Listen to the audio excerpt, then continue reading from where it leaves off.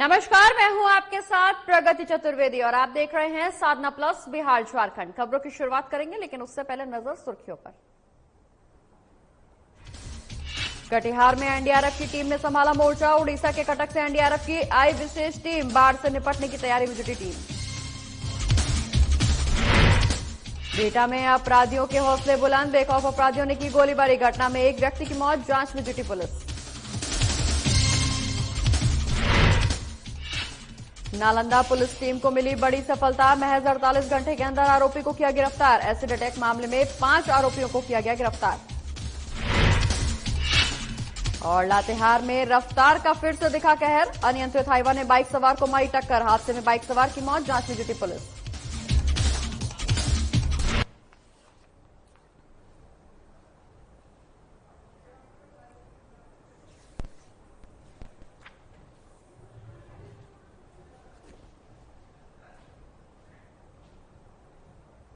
चलिए खबरों की शुरुआत करेंगे, जहां आज बीजेपी हेमंत सोरेन की सरकार के खिलाफ, उनकी नीतियों के खिलाफ मानव श्रृंखला बनाकर विरोध प्रदर्शन कर रही है।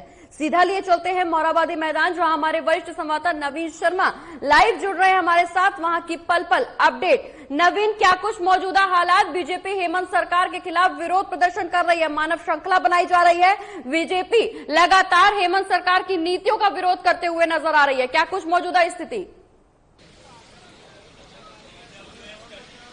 बिल्कुल प्रगति, इस वक्त मैं रांची के मोरहाबादी मैदान में मौजूद हूं और सबसे पहले मैं आपको तस्वीर दिखा रहा हूं, क्योंकि आज बीजेपी हेमंत सरकार की नीतियों के खिलाफ आज पूरे राज्य भर में मानव श्रृंखला बना करके विरोध प्रदर्शन कर रही है। और ये तस्वीर राजधानी रांची के मोरहाबादी मैदान की है, जिसमें मैं आपको ये तस्वीर दिखा रहा हूं मानव श्रृंखला की।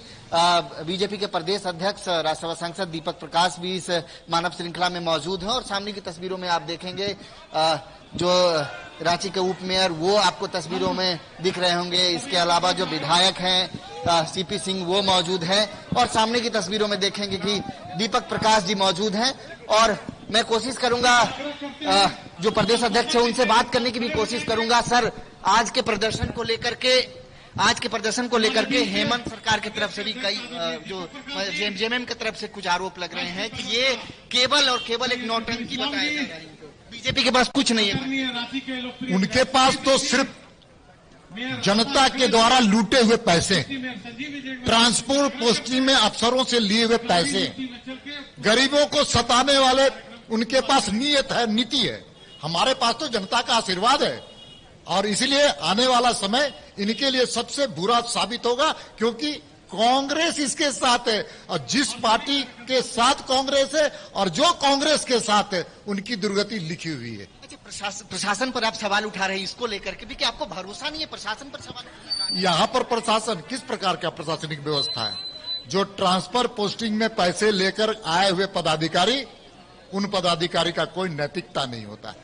तो प्रगति, आप सुन रहे थे दीपक प्रकाश जी को, बीजेपी के प्रदेश अध्यक्ष राज्यसभा सांसद हैं। और सामने की तस्वीर मैं कोशिश करूंगा यहां से जितनी दूर तक आप देख पाएंगे, बीजेपी के तमाम, चाहे अधिकारी की बात करें, पदाधिकारियों की बात करें, कार्यकर्ताओं की बात करें, तमाम मंडलों से जो है वो कार्यकर्ता भी पहुंचे हैं। विभिन्न मंडल और विभिन्न मोर्चों, चाहे महिला मोर्चा की बात करें या फिर आप जितने भी मोर्चा संगठन है, तमाम मोर्चा संगठन के कार्यकर्ता, नेता, अधिकारी, पदाधिकारी, तमाम लोग मौजूद होकर के ये प्रदर्शन कर रहे हैं। जितनी दूर तक आप देख पाएंगे तस्वीरों में, हाथों में झंडा, बैनर लिए। और आप देखेंगे कि कई जो तमाम यहाँ पर जो श्रृंखलाबद्ध है, मानव श्रृंखला बना करके जो है, मैं कोशिश करूंगा उस पोस्टर को भी आपको दिखाऊं। जो पोस्टर पहने हुए ये महिलाएं यहाँ पर जो सरकार का विरोध कर रही हैं और हेमंत सरकार का 1.5 साल बेकार, ये इरादे, तमाम तरह के जो स्लोगन है, वो हाथों में एक पट्टी लिए तमाम जो लोग हैं, बीजेपी के कार्यकर्ता, पदाधिकारी। और मैं कोशिश करूंगा सामने की भी एक तस्वीर दिखाऊं, जहां हेमंत सरकार के खिलाफ जो नारेबाजी करते हुए एक सामने से बीजेपी के जो कुछ कार्यकर्ता आ रहे हैं, वो तस्वीर भी आप देख पाएंगे। तो निश्चित तौर पे कि हेमंत सरकार की नीतियों को लेकर के निश्चित तौर पे बीजेपी पूरी तैयारी के साथ फिलहाल सड़कों पर उतरी है। प्रदेश में जगह जगह हेमंत सरकार की नीतियों के खिलाफ ये विरोध प्रदर्शन किया जा रहा है। तमाम कार्यकर्ता बीजेपी के वहां मौजूद हैं, जहां हेमंत सरकार पर वादा खिलाफी का आरोप लगाया जा रहा है, वादे पूरे नहीं करने का आरोप भी लगाया जा रहा है। ऐसे में हेमंत सरकार का क्या कुछ अगला रुख होगा, क्या कुछ उनकी प्रतिक्रिया होगी, हालांकि ये तो देखने वाली बात है। लेकिन इस दौरान महिला मोर्चा भी वहां पे मौजूद है। महिलाओं को क्या कुछ कहना है, उन्होंने कौन सी मांग को लेकर अब हेमंत सरकार का विरोध करना शुरू कर दिया है? प्रगति मैं कोशिश करूंगा जो स्थानीय यहाँ के विधायक है उनसे भी बात करने की। आगे चलते हैं, लगातार हम तस्वीर दिखा रहे हैं राजधानी रांची के मोरहाबादी मैदान की ये तस्वीर, और कहीं ना कहीं हेमंत सरकार के खिलाफ आक्रोश बीजेपी का इस मानव श्रृंखला में आप देख पाएंगे। मैं कोशिश करूंगा कि आगे चल करके जो विधायक हैं, बीजेपी के जो अधिकारी पदाधिकारीगण हैं, उनसे भी बात करेंगे, और ये तस्वीरें भी मैं दिखा रहा हूं। ये मानव श्रृंखला बनाने का जो है, अभी दीपक प्रकाश ने भी इसको लेकर के कहा था, तो और सामने चूंकि बापू वाटिका है तो वहाँ बापू वाटिका पहुंच करके और यहाँ पर माल्यार्पण भी किया जा रहा है, फूल जो है श्रद्धा सुमन अर्पित किए जा रहे हैं। उसमें आप देख पाएंगे कि दीपक प्रकाश और सीपी सिंह भी मौजूद हैं वहाँ पर, कैलाश विजयवर्गीय जी भी मौजूद है, उपमेयर। तो एक विरोध राजधानी रांची से कह सकते हैं कि जो तमाम जो बीजेपी के पदाधिकारी अधिकारी और प्रदेश अध्यक्ष समेत जो लोग हैं वो लोग यहाँ पहुंच करके ये प्रदर्शन जो है वो कर रहे हैं, और ये तस्वीरें मैं आपको दिखा रहा हूँ। एक श्रद्धा सुमन चूंकि कांग्रेस में भी देखा गया है अक्सर, या फिर यह जो भी कार्यक्रम बापू वाटिका से होकर के गुजरता है, या फिर बापू वाटिका के सामने से अगर कोई प्रदर्शन कार्यक्रम होता है तो सबसे पहले बापू वाटिका पहुंच करके बापू की जो प्रतिमा है वहां पहुंच करके एक श्रद्धा सुमन उनको अर्पित की जाती है, और उसके बाद जो है किसी भी तरीके का आंदोलन को किया जाता है अगर यहाँ से ये कार्यक्रम होता है। तो ये मानव श्रृंखला और आज सरकार के खिलाफ प्रदर्शन पूरे राज्य में जितने भी प्रखंड है झारखंड में, उन तमाम प्रखंडों में ये प्रदर्शन हो रहा है। मैं आगे चल करके कोशिश करूंगा कि सामने की भी तस्वीर आप देखेंगे, जो राजधानी रांची के यानी प्रदेश के जो भी बड़े प्रदेश अध्यक्ष मौजूद हैं, और राजधानी रांची के जिला मोर्चा से लेकर के जो तमाम बीजेपी के आला नेता हैं वो आपको तस्वीरों में दिख रहे होंगे इस वक्त। दीपक प्रकाश और साथ में सीपी सिंह, उसके बाद उपमेयर विजयवर्गीय जी मौजूद हैं, मीडिया प्रभारी जो हैं वो मौजूद हैं। तो तमाम लोग यहाँ पे अब यहाँ से उतर करके यहाँ से आगे निकलेंगे, और उसके बाद फिर हेमंत सरकार के खिलाफ जो है बिल्कुल नवीन, हेमंत सरकार के खिलाफ बीजेपी ने अब पूरी तरह से विरोध प्रदर्शन करना शुरू कर दिया है। मोरहाबादी मैदान से ये प्रदर्शन शुरू हुआ है, जहां हेमंत सरकार की नीतियों के खिलाफ बीजेपी मानव श्रृंखला बनाकर जगह जगह पर प्रदेश भर में ये विरोध जता रही है। बीजेपी ने लगातार ये हेमंत सरकार पर आरोप लगाया है, वादा खिलाफी का आरोप, वादे पूरे नहीं करने का आरोप, बेरोजगारी, महंगाई, तमाम मुद्दों को लेकर सरकार को घेरने की कोशिश की जा रही है बीजेपी के द्वारा। अब देखना यह होगा कि हेमंत सरकार इस पूरे मामले पर क्या कुछ प्रतिक्रिया देती है, राज्य सरकार की तरफ से क्या कुछ सफाई इस दौरान सामने आती है। बहुत बहुत शुक्रिया नवीन, ये तमाम जानकारी हमारे दर्शकों तक पहुंचाने के लिए। इसी के साथ फिलहाल यहाँ रुक रहे एक छोटे से ब्रेक के लिए। ब्रेक के उस पार भी खबरों का सिलसिला लगातार रहेगा जारी।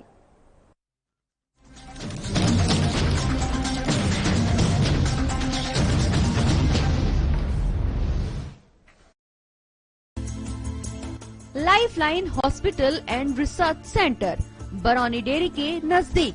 बरौनी में विभिन्न बीमारियों का इलाज आयुष्मान भारत राष्ट्रीय स्वास्थ्य सुरक्षा मिशन के तहत 5 लाख रुपए तक का स्वास्थ्य बीमा लाभ उपलब्ध। Mobile number 7631009562 8877180041 8877180050।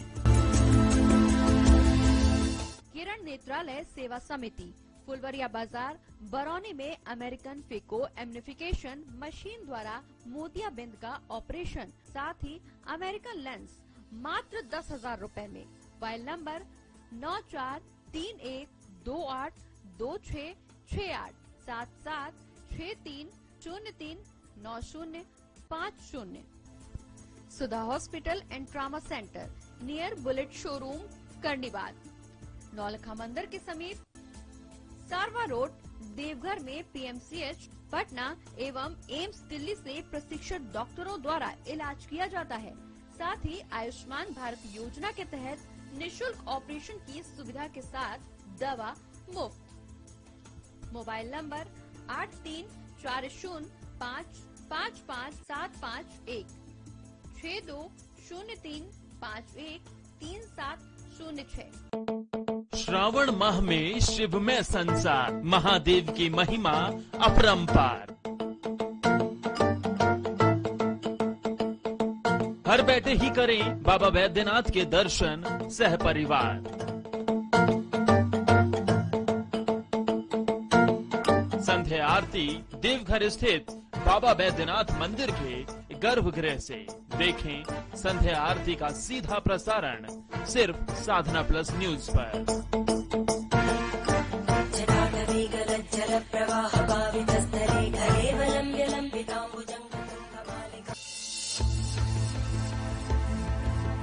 रामकृष्ण मिशन अस्पताल रांची में सेवा का एक सर्वोत्तम संस्थान। 7 दशकों से रामकृष्ण मिशन सैनिटोरियम में सभी बीमारियों का आधुनिक पद्धति से सस्ते दर पर इलाज। अस्पताल में अनुभवी डॉक्टर और कुशल नर्सें रखेंगी आपका विशेष ख्याल। सभी आधुनिक चिकित्सकीय उपकरणों से लैस 24/7 है सेवा में समर्पित। रामकृष्ण मिशन अस्पताल, खूंटी रोड, तूपुदाना, रांची, जिसका सेवा ही परम धर्म है।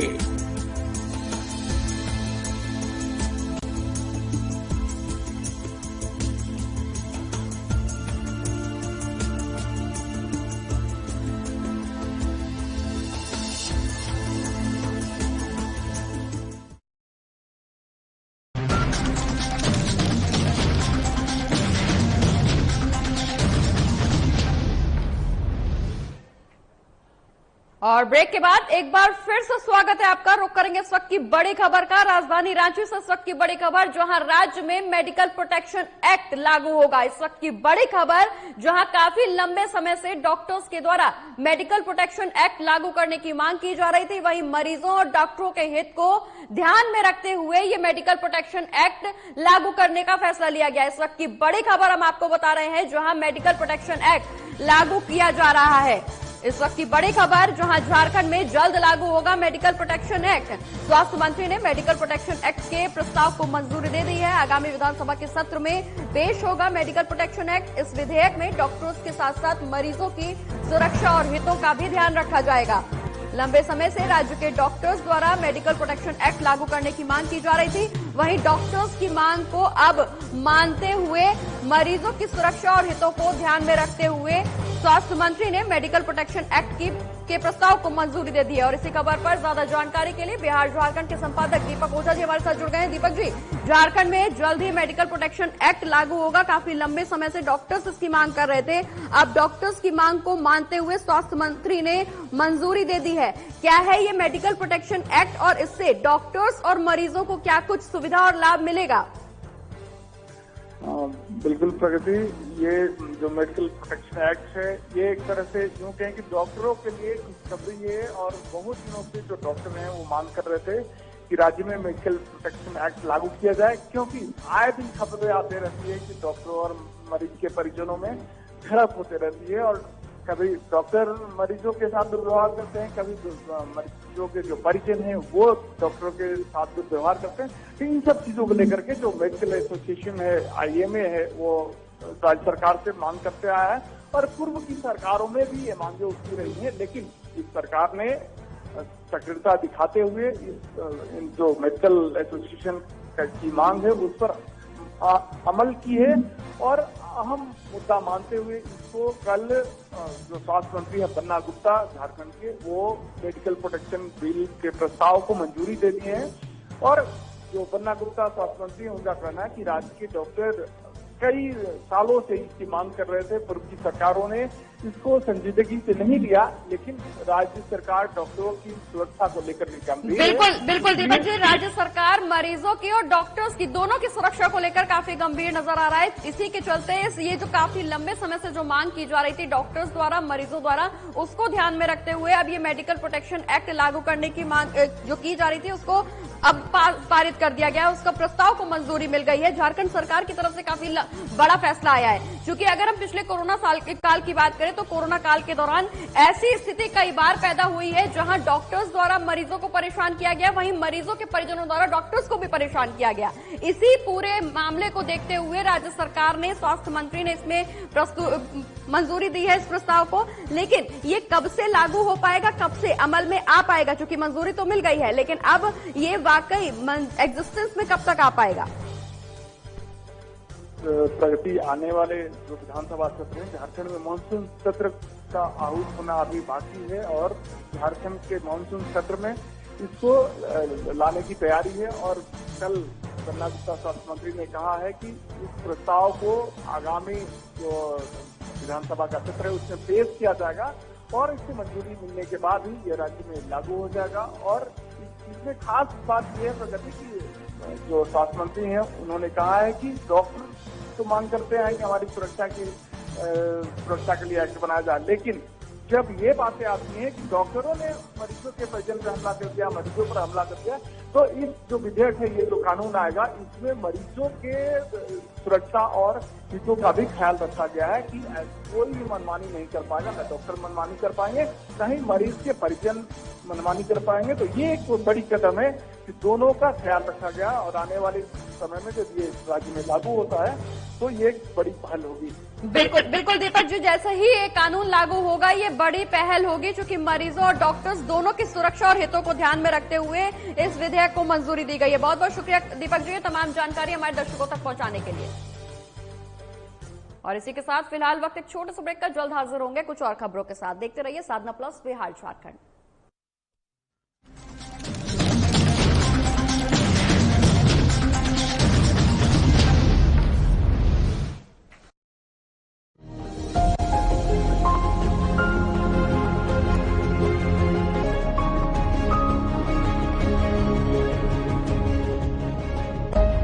देश का किसान बने खुशहाल। सिंचाई के लिए डीजल आधारित संयंत्रों पर निर्भरता खत्म हो। सौर ऊर्जा से संचालित पंपों की मदद से किसानों के खेतों में आए हरियाली व सौर ऊर्जा के जरिए आत्मनिर्भर बने किसान। यह मंगल कामना है झारखंड के माननीय मुख्यमंत्री श्री हेमंत सोरेन की। झारखंड में कुसुम योजना को साकार करने के लिए झारखंड सरकार प्रतिबद्ध है। वहीं झारखंड राज्य में पीएम कुसुम योजना का लाभ किसानों तक पहुंचाने की जिम्मेदारी जिरडा के द्वारा शिद्दत से निभाई जा रही है। पीएम कुसुम योजना के तहत वैसे इच्छुक किसानों को सहायता दी जाती है जिनके पास पर्याप्त कृषि भूमि हो और वे अपने खेतों की सिंचाई हेतु सोलर वाटर पंप लगवाना चाहते हैं। सौर पंप के लिए किसानों को अपने जिले के कृषि कार्यालय या उपायुक्त कार्यालय में संबंधित दस्तावेजों के साथ एक आवेदन भी देना होता है, जिसके बाद जिला स्तर पर चयनित लाभुकों को सोलर वाटर पंप प्रदान किया जाता है। जिरडा के भागीरथ प्रयास से पीएम कुसुम योजना के जरिए अब लाभान्वित किसानों के खेतों में बढ़ रही है हरियाली, किसानों के मुख पर बिखर रही है मुस्कान।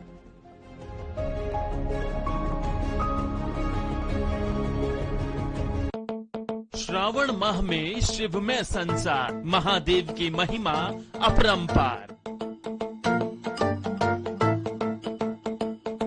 घर बैठे ही करें बाबा बैद्यनाथ के दर्शन सह परिवार। संध्या आरती देवघर स्थित बाबा बैद्यनाथ मंदिर के गर्भगृह से देखें संध्या आरती का सीधा प्रसारण सिर्फ साधना प्लस न्यूज पर।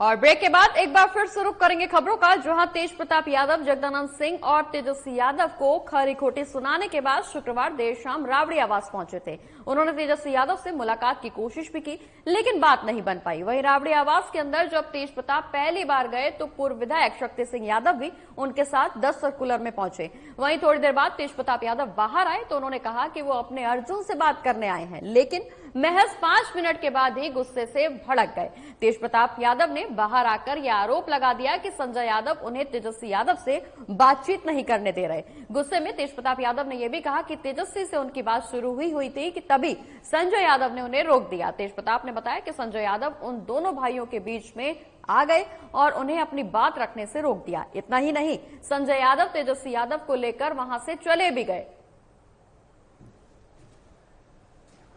हम तेजस्वी से बात तेजस्वी से मेरी बात चालू ही हुई है, तो इस संजय यादव आकर के कौन हमको रोकने वाला है? तेजस्वी से जब हम बात कर रहे हैं इस मैटर पे, तो संजय यादव हमको आकर के रोकने का काम किया है, बीच में इंटरप्ट करने का काम किया और तेजस्वी को लेकर के चला गया है। ये मिलने नहीं दे रहे हैं, बात करने नहीं दे रहे हैं। सब लोग देखा है, सब लोगों ने सुनने का काम किया, सब लोग से आप पूछिए। आपको लगता है दोनों भाइयों के बीच आ रहे हैं क्या ये? नहीं, बीच में आ ही रहे हैं। आप आइए, सवाल पूछिए इनसे, इस तरीके का काम क्यों कर रहे हैं आप? जो सच्चाई होगा, अंदर में जो सच्चाई होगा, हम मीडिया के बीच में रखने का काम करेंगे। आरजेडी में मचे घमासान के बीच तेजस्वी यादव शुक्रवार देर शाम दिल्ली के लिए रवाना हो गए। दिल्ली निकलने से पहले अपने बड़े भाई तेज प्रताप यादव पर पत्रकारों के सवाल का जवाब देते हुए तेजस्वी यादव ने कहा कि माता पिता ने संस्कार दिए हैं, ये बड़ों का सम्मान करें। तेज प्रताप की मुलाकात पर उन्होंने कहा कि जिस समय तेज प्रताप आए थे उस समय सोनिया गांधी के नेतृत्व में विपक्षी दलों की बैठक चल रही थी। दिल्ली जाने के सवाल पर उन्होंने कहा कि रक्षाबंधन है, मेरी 6 बहनें दिल्ली में रहती हैं। साथ ही 23 मार्च को जातीय जनगणना को लेकर प्रधानमंत्री से बैठक है, जिसको लेकर दिल्ली जाने की बात कही।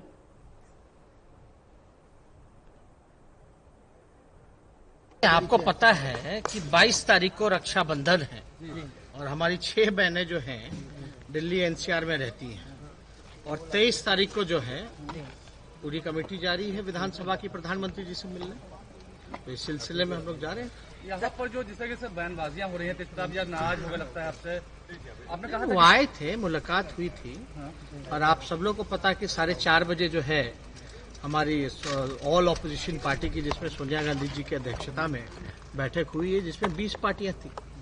अब मीटिंग शुरुआत होगी तो हम तो उसमें पार्टिसिपेट करेंगे ना। मतलब कोई ऐसा विद्रोह विवाद तो नहीं दिखा तेजस्वी जी, कोई मतलब मनमुटाव जैसा कुछ ऐसा? जो बातें हैं तो ठीक है, बड़े भाई हैं तो अलग बात है, लेकिन पार्टी में सब लोगों को, माता पिता ने सब लोगों को तो ये एक बात तो जरूर सिखाई है, हम लोगों को संस्कार में माता पिता ने दिया है कि बड़ों की इज्जत करो, सम्मान करो और थोड़ा अनुशासन में भी रहो। तो ठीक है, बात जो है जगदानंद सिंह से नाराज चल रहे हैं, क्या लगता है? नाराजगी होती रहती है लोगों की।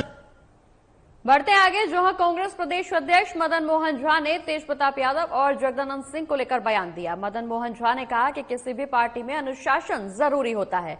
आरजेडी का यह निजी मामला है, लालू प्रसाद यादव इसको देखें। वहीं इस मामले पर उनकी पार्टी से इस विषय पर कोई बात नहीं हुई है। मेरे अनुसार कोई भी बड़े नेता हो, उनको सम्मान मिलना बेहद जरूरी है। वहीं जगदानंद प्रसाद को सम्मान मिलना जरूरी है।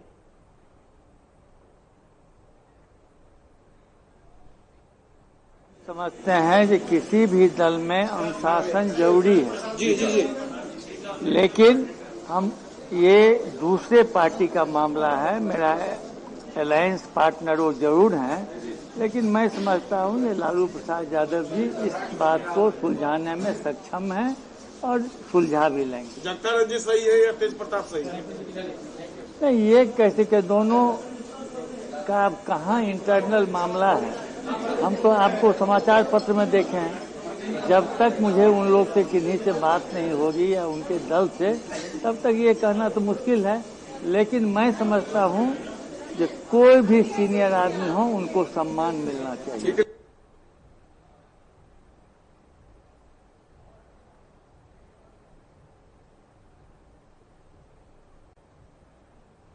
तो तेज प्रताप यादव और जगदानंद को लेकर बयान दिया गया है। आपको बता दें कि मदन मोहन झा ने यह बयान दिया है। उनका कहना कि यह आरजेडी का निजी मामला है, लालू प्रसाद यादव इसको देखें।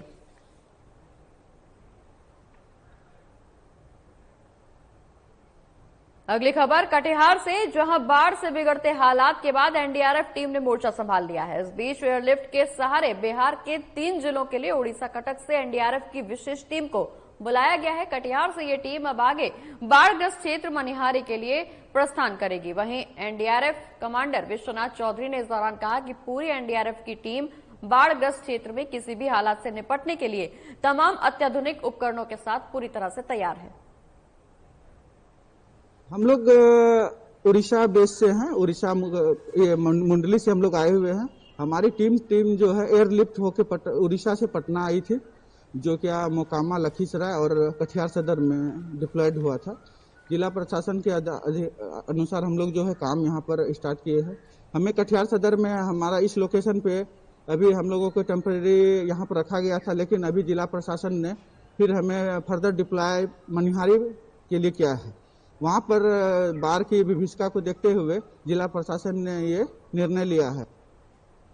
और जमशेदपुर के अखिल भारतवर्षीय यादव महासभा की तरफ से बारीडीह गोवर्धन मंदिर में सावन मिलन समारोह का आयोजन किया गया। इस कार्यक्रम में मुख्य अतिथि के रूप में समाज सेविका जसवीर कौर और कांग्रेस महिला मोर्चा की जिला अध्यक्ष उषा यादव पहुंची। इसके अलावा काफी संख्या में महिलाएं भी इस कार्यक्रम में शामिल हुई।